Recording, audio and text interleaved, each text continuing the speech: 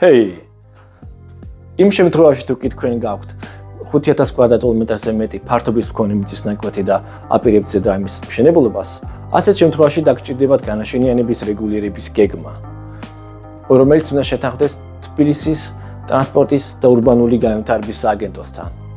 ეს შედგება 3 ეტაპისგან. პირველი, ეს არის განაშენიანების რეგულირების გეგმის საპროექტო არეალის განსაზღვრა, რომელიც ერთთვიანი პროცესია. მეორე, ეს არის განაშენიანების რეგულირების გეგმის გეგმარებითი დავალების შემუშავება, ეს არის უკვე 3-თვიანი პროცესი და მესამე, უშუალოდ განაშენიანების რეგულირების გეგმის შემუშავება, რომელიც ასევე 3-თვიანი პროცესია.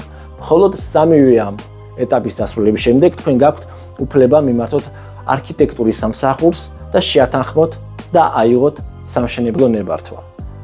თუ კი ამ ყველაფრის სურვილი გაქვთ, თქვენ იცით, ვისაც უნდა მიმართოთ. დეტალები და კონტაქტები აღწერაშია.